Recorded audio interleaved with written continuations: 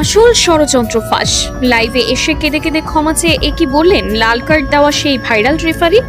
দর্শক, ফুটবল ইতিহাসের সবচেয়ে কলঙ্কজনক, ন্যাক্কারজনক এবং ভয়ঙ্কর এক সত্য আজ পুরো বিশ্বের সামনে উন্মোচিত হলো। 2026 ফিফা বিশ্বকাপের ফাইনালে যে রেফারির একটিমাত্র বিতর্কিত বাঁশিতে কোটি কোটি আর্জেন্টাইন সমর্থকের হৃদয় ভেঙে চুরমার হয়ে গিয়েছিল, যে রেফারির একটি অন্যায় লাল কার্ডের কারণে ফুটবলের জাদুকর লিওনেল মেসিকে শেষ বিদায় বেলায় মাঠের মধ্যে শিশুর মতো ডুকরে কাঁদতে হয়েছিল, সেই খলনায়ক রেফারি এবার নিজেই লাইভে এসে এমন এক গা শিউরে ওঠা সত্য প্রকাশ করলেন, যা শুনে আজ ফিফার ভিত পর্যন্ত কেঁপে উঠেছে। সুইজারল্যান্ডে অবস্থিত ফিফার সদর দপ্তর থেকে শুরু করে বুয়েন্স আইরেসের রাজপথ, সবখানে আজ যেন এক তীব্র ভূমিকম্প আঘাত হেনেছে।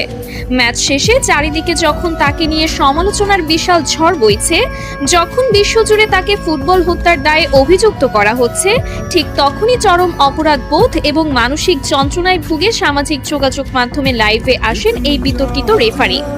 আর লাইভে এসে অঝরে কাঁদতে কাঁদতে তিনি পুরো ফুটবল বিশ্বের কাছে, বিশেষ করে লিওনেল মেসি এবং আর্জেন্টিনার কোটি কোটি মানুষের কাছে হাত জোর করে ক্ষমা চেয়েছেন। তার চোখ মুখ ছিল আতঙ্কে ভরা, চুলগুলো উস্কো খুস্কো এবং কণ্ঠ ছিল কান্নায় রুদ্ধ। তিনি যা বলেছেন তা কোনো সাধারণ ভুল বা আক্ষেপ নয়, বরং এটি ফুটবল ইতিহাসের সবচেয়ে বড়, সবচেয়ে ঘৃণ্য এক দুর্নীতির পরিষ্কার স্বীকারোক্তি। রেফারি সরাসরি ক্যামেরার দিকে তাকিয়ে বুক ফাটা কান্নার সাথে বলেন, আমাকে ক্ষমা করে দিন, আমি যা করেছি তার জন্য আমি সারা জীবন নরক যন্ত্রণা ভোগ করব, কিন্তু বিশ্বাস করুন আমি নিরুপায় ছিলাম। আমাকে ওপর থেকে কঠোর নির্দেশ দেওয়া ছিল, যেভাবেই হোক স্পেনকে ম্যাচ জেতাতে হবে। আমি শুধু সেই নির্দেশ পালন করেছি মাত্র। রেফারির এই একটি মাত্র বাক্য মুহূর্তের মধ্যেই পুরো বিশ্ব মিডিয়ায় দাবানলের মতো ছড়িয়ে পড়ে। সারা বিশ্বের ফুটবল বোদ্ধা থেকে শুরু করে সাধারণ ভক্তরা রীতিমতো স্তব্ধ হয়ে যান।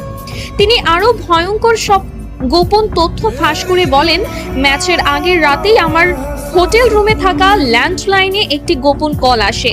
আমি ফোন তুলতেই ফিফার ভেতরের একটি শক্তিশালী সিন্ডিকেট এবং আন্ডারওয়ার্ল্ডের বেটিং মাফিয়াদের এক শীর্ষ কর্মকর্তা আমাকে পরিষ্কার ভাষায় হুমকি দেন। তিনি বলেন, যদি স্পেন এই ম্যাচ না জেতে তবে আমার রেফারিং ক্যারিয়ার চিরতরে শেষ করে দেওয়া হবে। শুধু তাই নয়, তারা আমার স্ত্রী এবং সন্তানদের ঠিকানার কথা হুবহু উল্লেখ করে তাদের জীবনের ওপরও বড়সড় ক্ষতি করার হুমকি দিয়েছিল। আমাকে পরিষ্কার ভাষায় বলা হয়েছিল, যদি তুমি কাল মাঠে আমাদের কথা মতো কাজ না করো তবে তোমার পরিবারের লাশও কেউ খুঁজে পাবে না। ইউরোপিয়ান ফুটবলের ওই কালো টাকার সিন্ডিকেট কোনোভাবেই মেনে নিতে পারছিল না যে লাতিন আমেরিকার একটি দল টানা 2 বার বিশ্বকাপ নিয়ে যাবে। আমাকে